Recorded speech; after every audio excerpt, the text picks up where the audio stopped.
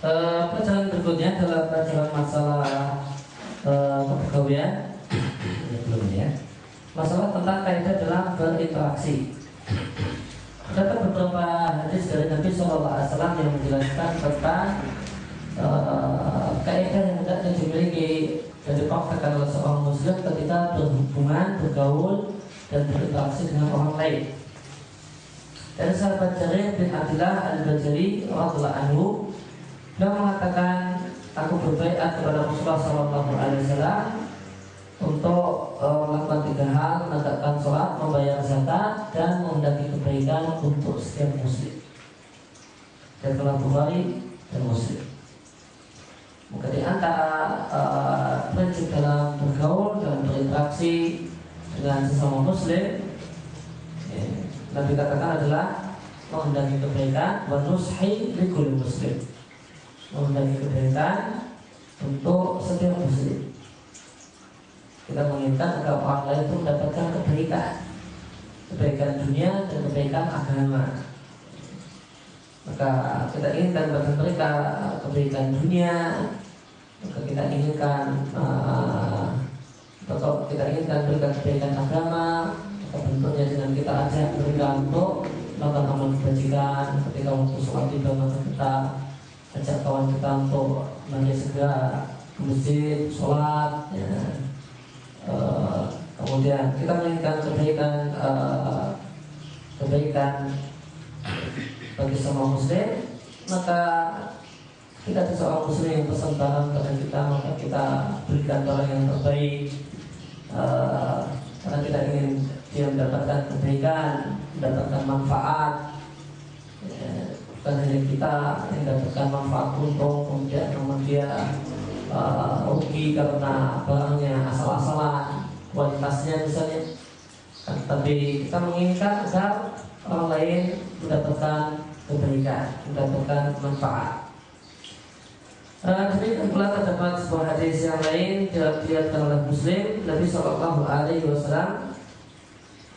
mengatakan, faman ahabba an yuzahzaha 'anil nar wa yadkhulal jannah, maka siapa yang ingin dijauhkan dari neraka dan dimasukkan ke dalam surga. Inilah halnya manusia ya. Untuk masuk surga harus dimasukkan. Kalau tidak dimasukkan tidak mau masuk. Kalau tidak dimasukkan tidak mau masuk. Inilah uniknya manusia, harus dijauhkan dari neraka ya. Kalau nggak dijauhkan malah mendekat. Harus dijauhkan. Maka siapa yang ingin dijauhkan dari api neraka, ya, yuzahzah itu dalam bahasa Arab artinya menarik dengan kuat. Ya. Maka siapa yang ingin ditarik kuat agar selamat dari api neraka, ya, karena orang itu kalau ingin masuk neraka, prakteknya meskipun omongannya mengatakan tidak ingin masuk neraka. Oleh karena itu maka Nabi mengatakan dalam sebuah hadis yang lain yang diriwayatkan oleh Bukhari, bahasanya manusia itu seperti laron, berkata keluar kesana kemari, malah namun yang mereka tuju ternyata malah api. Yang dituju oleh laron ini api. Dibaca lihat lawan, maka dia akan menuju api. Api yang panas malah dimasuki. Api yang berkobar-kobar malah dimasuki. Bunuh diri. Demikianlah manusia, perbuatan manusia, mereka malah mendekati api neraka. Perbuatan mereka menunjukkan bahasanya mereka mendekat ke neraka. Kemudian Nabi SAW mengatakan, maka aku pegangi pinggang kalian supaya tidak masuk ke dalam api. Aku pegangi pinggang kalian supaya kalian tidak terjatuh ke dalam api. Karena narik orang dari belakang yang paling kuat itu pegangi pinggangnya. Ya, celananya yang ada pinggangnya, pegang, tarik, pasti manut. Kalau nggak percaya praktekkan. Ya, narik orang dari belakang itu yang paling kuat. itu pegangi bagian celananya, bagian pinggangnya. Cuma kalau pundaknya masih bisa ngeles gini terus bablas, gitu ya. Dipegangi pundak, dipegangi sini bajunya robek, ya. Bagian ditarik menarik robek, pegangi pinggang mau. Silahkan dipraktekkan ya. Untuk orang kalau ditarik dari belakang, ya, itu tarikan yang paling kuat itu adalah di pinggangnya. Nabi SAW mengatakan, aku pinggangi pegang kalian, aku pinggangi pegang kalian dari belakang supaya tidak masuk ke dalam neraka. Nabi SAW mengatakan, siapa yang ingin dijauhkan dari api neraka dan dimasukkan dalam surga, maka hendaklah dia meninggal dunia dalam keadaan beriman kepada Allah dan hari akhir. Kemudian Nabi mengatakan, ini berkaitan dengan hak Allah. Dan Nabi menyampaikan berkaitan dengan hak manusia. Waliati ila nasi allati yuhibbu ayyuta ilaihi. Tidaklah dia bersikap kepada orang lain dengan sikap-sikap yang dia inginkan untuk dirinya sendiri. Ini kaidah dalam muamalah, kaidah dalam bergaul dan berinteraksi dengan orang lain. Ada satu kaidah penting yang seandainya kaum muslimin mau mengamalkannya, maka akan nyamanlah hidup ini. Jadi kaidah baik dalam rumah tangga, baik dalam tetangga, ataupun berkawan, kaidah dalam masalah bergaul dengan teman satu kerja, satu kantor. Ini kaidahnya adalah ini, sikap dengan orang lain dengan sikap-sikap yang Anda inginkan diberikan orang lain kepada Anda. Apa yang Anda inginkan dari orang lain? Orang lain hormat sama saya, tidak melecehkan saya, maka hormatilah orang lain, jangan melecehkan orang lain. Saya ingin orang lain menghargai saya, maka hargailah orang lain. Saya ingin agar orang tidak memfitnah saya, bikin berita bohong sama saya, maka jangan bikin berita bohong untuk orang lain. Saya ingin agar orang lain bantu saya ketika saya susah, maka bantulah orang lain yang sedang kondisi susah, dan seterusnya. Ini prinsip yang Nabi ajarkan dalam masalah bergaul dengan orang lain. Berilah sikap-sikap kepada orang sebagaimana sikap-sikap yang Anda inginkan dari orang lain. Ketika ini diterapkan dalam kehidupan bertetangga, bermasyarakat, kehidupan dalam dunia dagang, dunia kerja, dalam rumah tangga, maka yang terjadi adalah hubungan yang harmonis yang sangat menenteramkan dan membahagiakan. Dan Allah Subhanahu wa Ta'ala mencela orang yang bersikap kepada orang lain dengan sikap yang berbeda yang dia inginkan. Memberikan sikap kepada orang lain itu beda dengan sikap yang dia inginkan dari orang lain.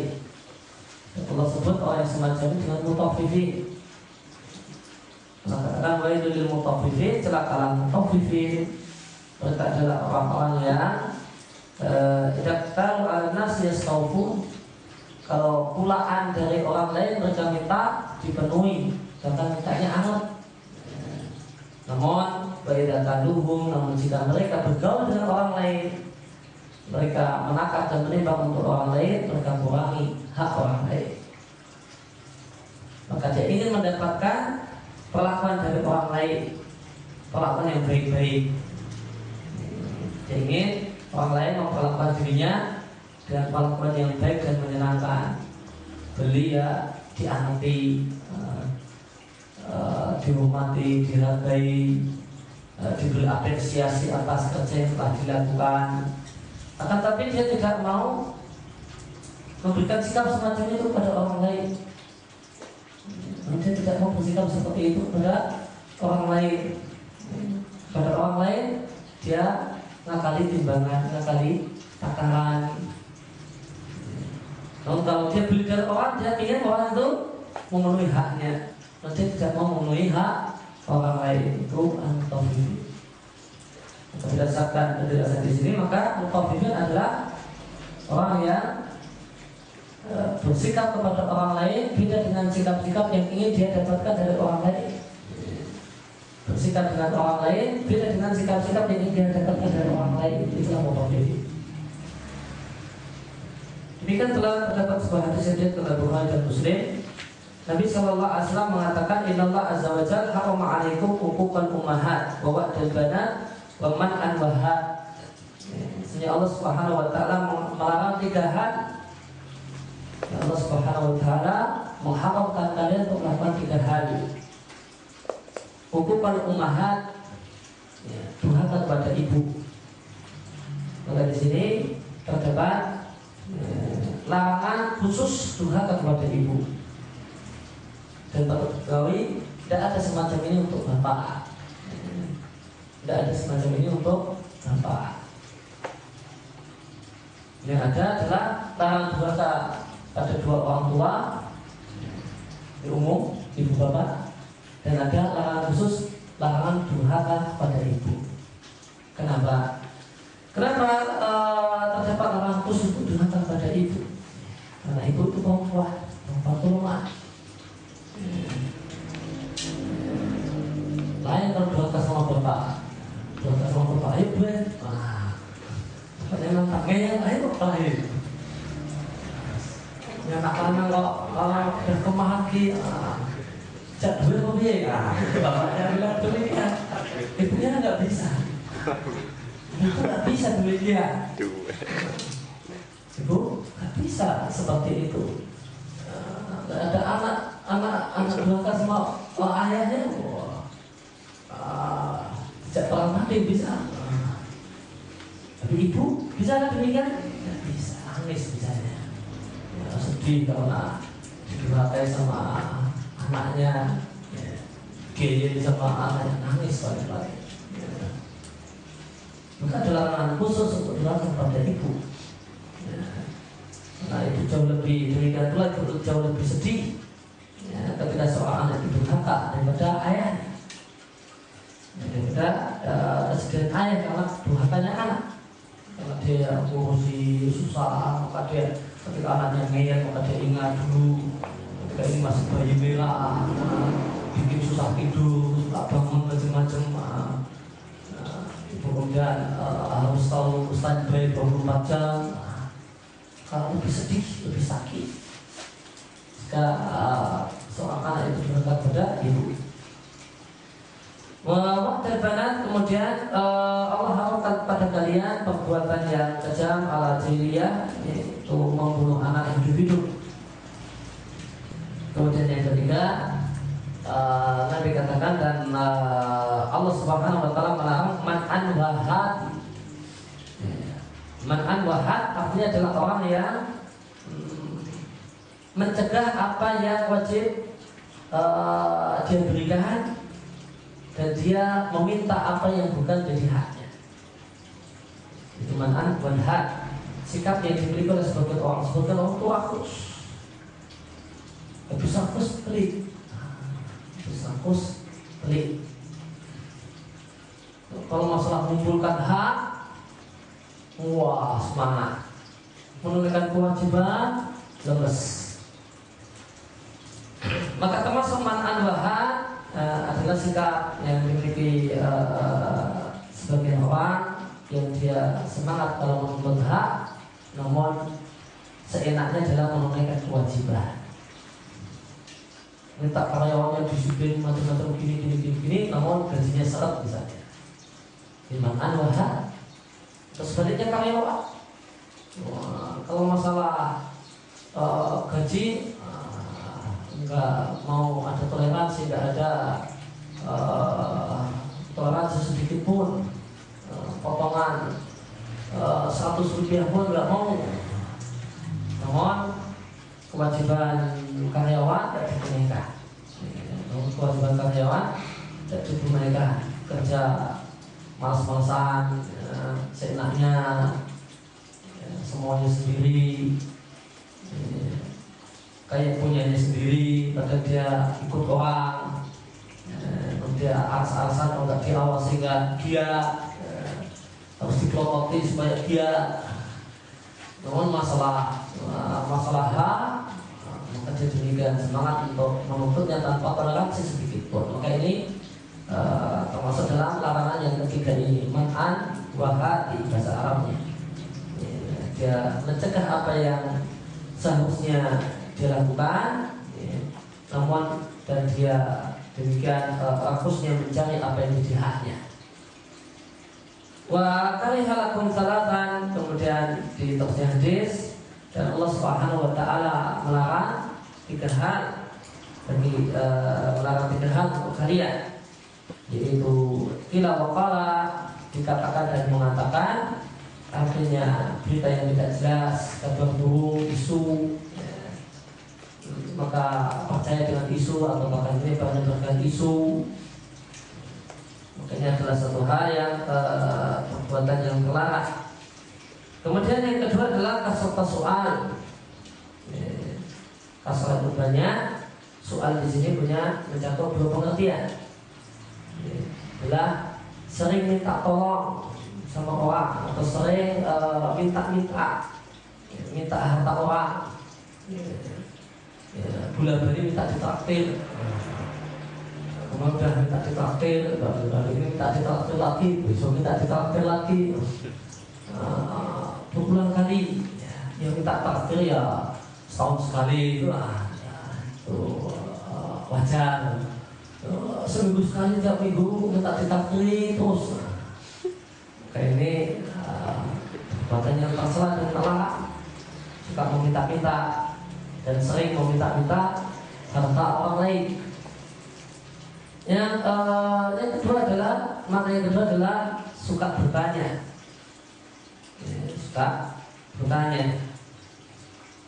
Suka bertanya di sini boleh jadi pertanyaan masalah agama.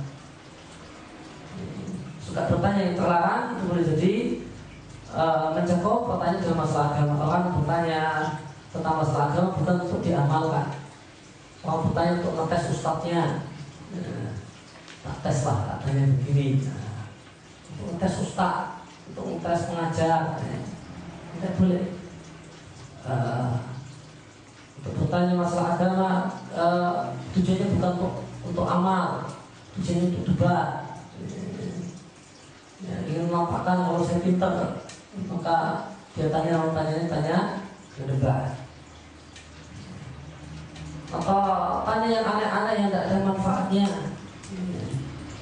Kalau manusia tinggal di bulan, gimana cara sholatnya menghadap Ka'bahnya, gimana? Lumpuh atau gimana? Ya sama, tinggal di bulan sana dulu, nanti kirim Ka'bah nanti tak kasih fatwa ya. Belum tinggal di bulan saya tak kasih fatwa.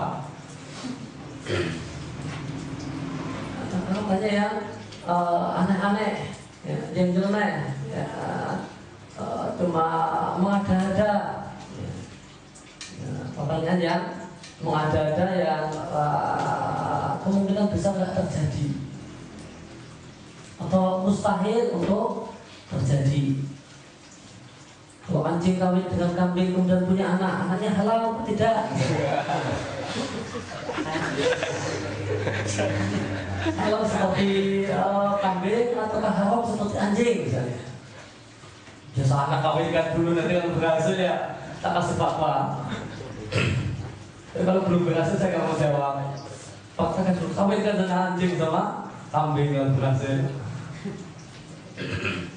Maka orang tanya ada ini pertanyaan semacam ini adalah pertanyaan yang tercela. Yang kedua adalah pertanyaan tentang masalah urusan dunia, bukan masalah agama. Maka bertanya tentang hal-hal yang bersifat privasi orang lain itu tercela, dilarang.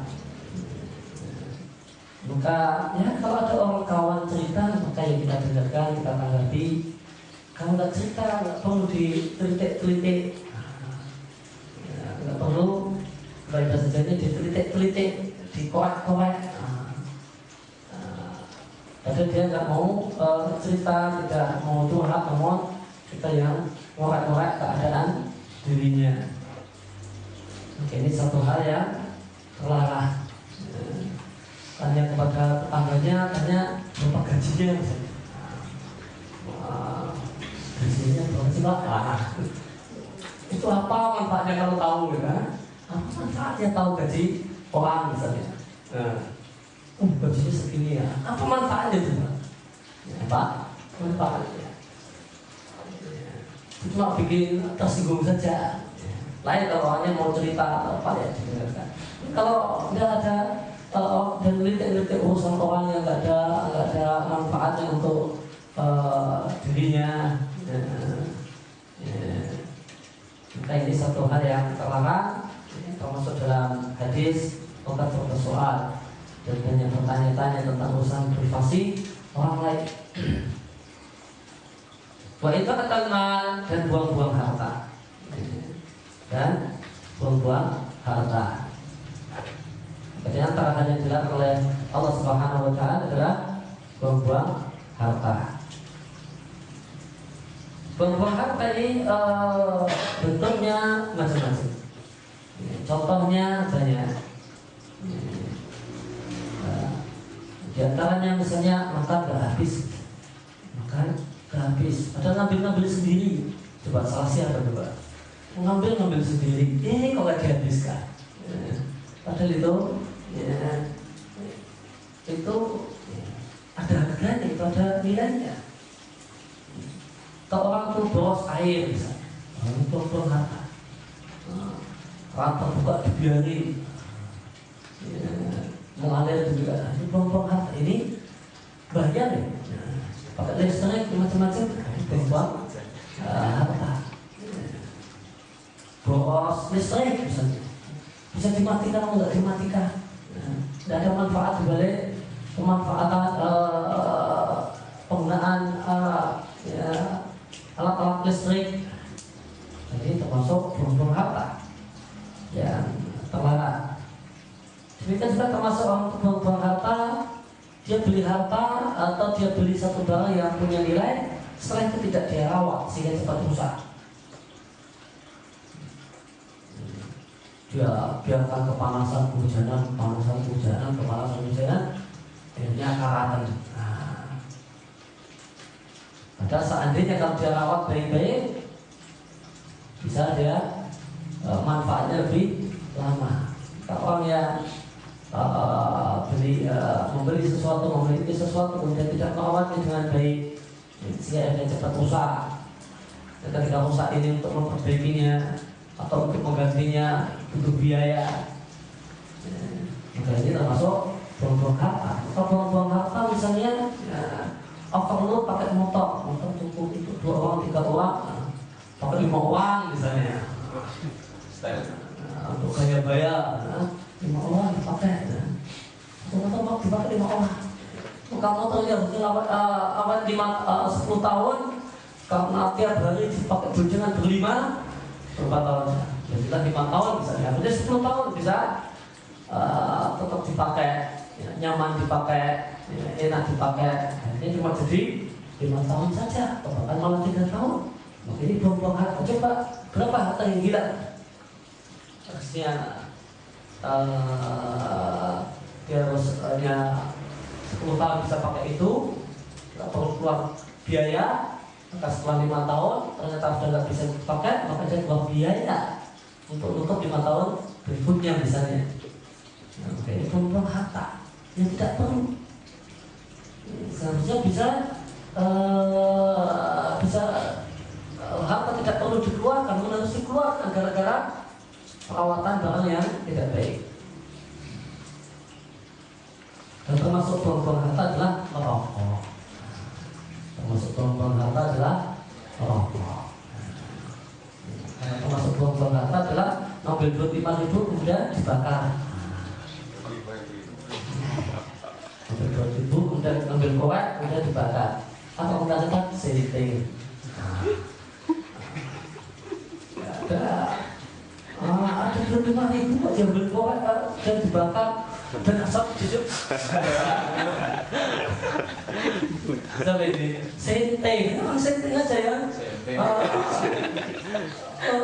Duit kok diobong, diobong dan asapnya dinikmati. Bumbang harta.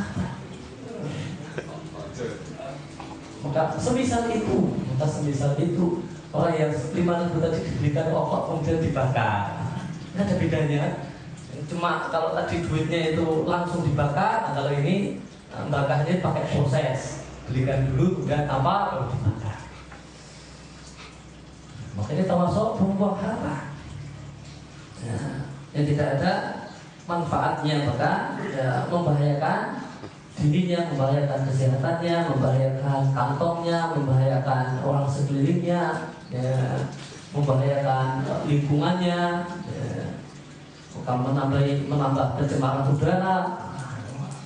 Banyak dampak ya didapatkan dari hal ini. Maka itu 3 hal yang diharamkan oleh Allah Subhanahu Wa Taala dan 3 hal yang dilarang oleh Allah Subhanahu Wa Taala di antara larangan Allah Subhanahu Wa Taala yang lain. Kemudian poin yang kedua adalah masalah pelayanan kepada konsumen. Di antara kaidah dalam memberikan pelayanan kepada konsumen adalah mendahulukan yang dulu dan menggantikan yang belakang, alias antri. Tidak boleh memberikan pelayanan kepada orang yang datang belakangan karena mentang-mentang itu mungkin tetangganya atau apa. Ya, maka siapa yang datang dulu, siapa yang pesan dulu, maka dialah yang berhak untuk mendapatkan pelayanan terlebih dahulu. Dalil hal ini adalah sebuah hadis yang diriwayatkan oleh Bukhari dari sahabat Abu Hurairah radhiyallahu anhu. Pada saat Nabi sallallahu alaihi wasallam ketika itu sedang isi pengajian, menyampaikan sesuatu hal, lalu datanglah orang yang baru datang. Begitu datang dia bertanya, wahai Nabi, kapankah kiamat terjadi? Maka Nabi tetap meluruskan materi pengajiannya. Maka para sahabat batin, mungkin Nabi tidak dengar. Di sini kok masih tetap teruskan pengajiannya, atau ada sahabat yang batin, Nabi dengar namun Nabi tidak suka dengan pertanyaan orang tersebut dan cara dia bertanya. Hanya setelah Nabi menyelesaikan materinya, setelah selesai kemudian Nabi bertanya, siapa tadi? Siapa tadi yang bertanya tentang kiamat? Maka berarti Allah Nabi dengar atau tidak? Ternyata Nabi dengar. Namun Nabi tetap tidak melayani permintaan orang ini yang bertanya tentang masalah kiamat sebelum materi Nabi selesai. Maka kemudian orang tersebut bertanya, mengatakan, saya wahai Rasulullah. Maka Nabi SAW menyampaikan di antara tanda kiamat, jika amanah telah disia-siakan, maka itu adalah tanda kiamat. Maka dari hadis ini para ulama mengambil pelajaran, bahwasanya pelayanan itu antri dan urut manakah yang lebih dulu. Maka jika seorang itu menjawab suatu pertanyaan, seorang itu memberikan fatwa, maka ada orang yang bertanya, maka dijawab dulu orang yang bertanya, maka sampai selesai. Lalu kemudian pertanyaan yang dari orang yang kedua. Kalau kedua yang menyesal-nyesal supaya dijawab duluan, tidak perlu dilayani. Demikian juga dalam masalah peradilan. Demikian juga semisal itu dalam masalah pelayanan kepada masyarakat. Maka siapa yang datang duluan, maka itulah yang dilayani duluan. Siapa yang pesan duluan, maka itulah yang lebih dulu dibuatkan. Siapa yang pesannya belakangan, ya belakangan. Ini kaidah ya bisa kaidah ini bisa kita katakan diajarkan oleh Nabi SAW. Maka memberikan pelayanan itu urut berdasarkan siapa yang lebih dulu adalah satu kaidah pelayanan yang diajarkan oleh Nabi SAW. Kemudian poin berikutnya adalah peringatan tentang hati-hati dengan harta yang tidak halal. maka wajib bagi setiap pekerja untuk memiliki sifat afif, sifat menjaga kehormatan. Tidaklah dia orang yang memiliki sifat qanaah sehingga tidak memakan harta orang lain dengan cara yang tidak benar. Dan di antara memakan harta orang lain dengan cara yang tidak benar adalah menerima uang suap meskipun atau harta suap meskipun dikasih nama dan embel-embel hadiah. Nah, jika seorang itu mengambil harta orang lain tanpa alasan yang bisa dibenarkan, maka berarti dia memakan harta orang lain dengan cara yang batil. Dan memakan harta orang lain dengan cara yang batil berarti memakan harta yang haram. Dan memakan harta yang haram adalah sebab tidak terkabulnya doa. Sebagai dalam sebuah hadis di Arba'in Nawawiyah dan diceritakan ada seorang yang bepergian jauh, rambutnya kusut, pakaian yang berdebu, mengangkat kedua tangannya ke arah atas sambil berdoa, wahai Rabbu.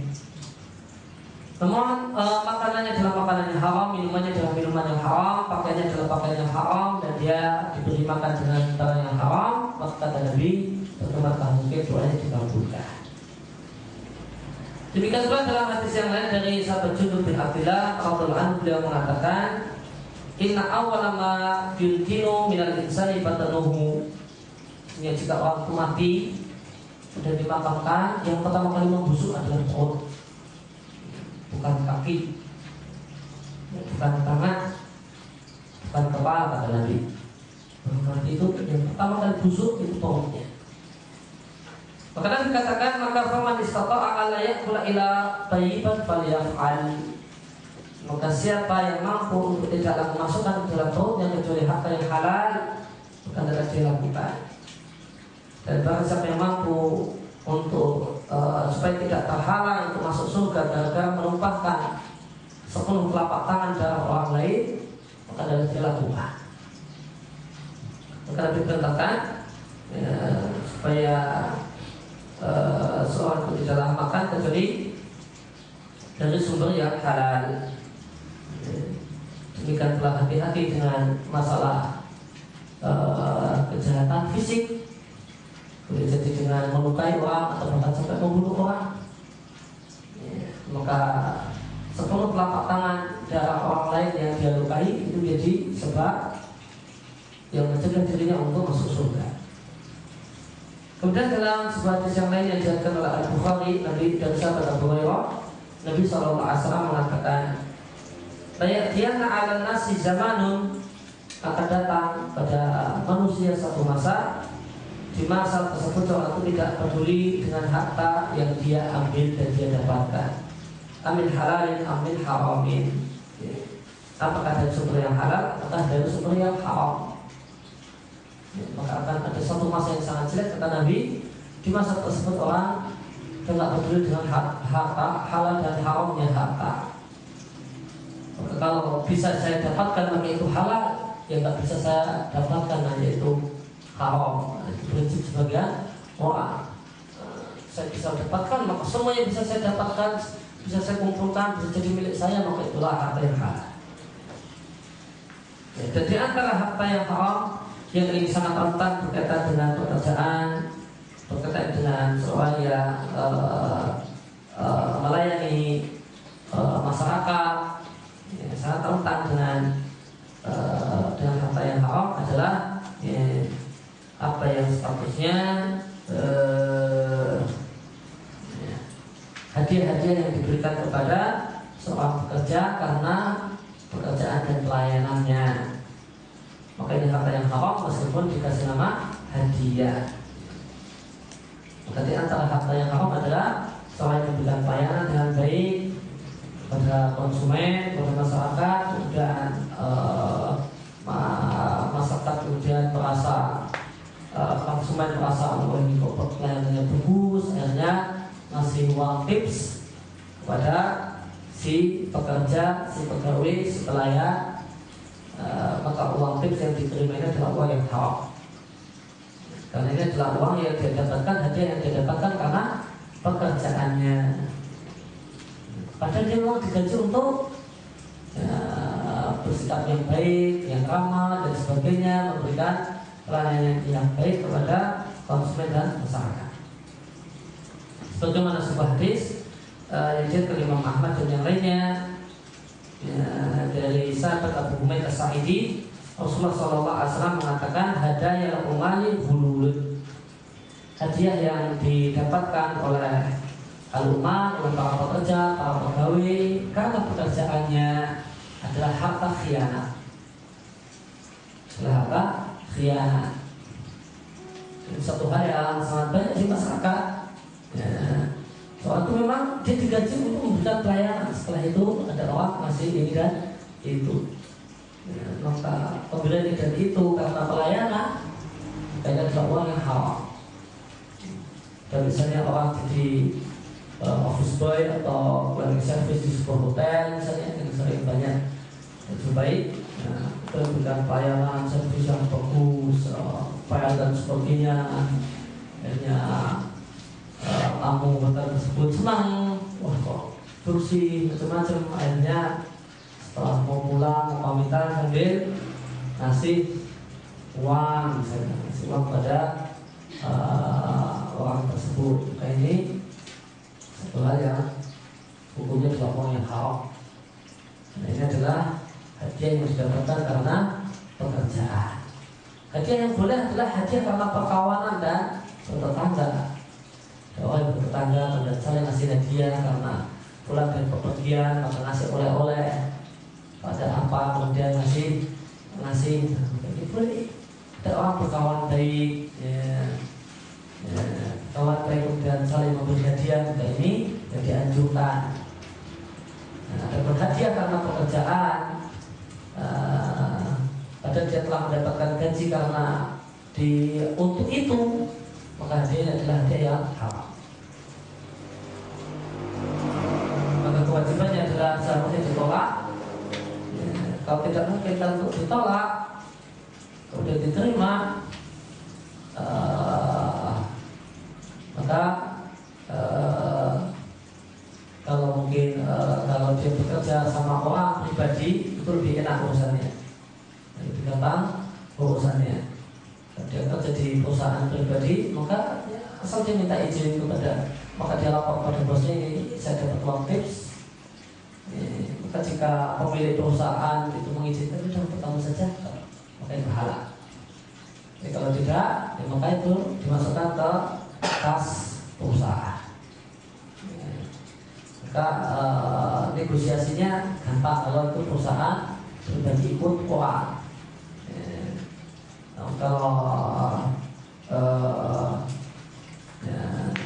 Kalau itu adalah PNS nggak bisa. Karena tidak ada yang punya. Terus ini digaji oleh rakyat, minta izin sama semua rakyatnya, tidak bisa. Kalau ikut orang lebih gampang, perusahaan pribadi lebih gampang. Kalau PNS tidak bisa. Harus dia masukkan ke kas negara, tidak memungkinkan, dia nggak boleh pakai, berarti dia buang dengan cara dia sedekahkan kepada fakir miskin atau dia berikan untuk kegiatan sosial. Ya, demikian kurang lebih yang kita kasih kesempatan pada hari ini. Wassalamualaikum warahmatullahi wabarakatuh. Alhamdulillah. Sebelum kita tutup.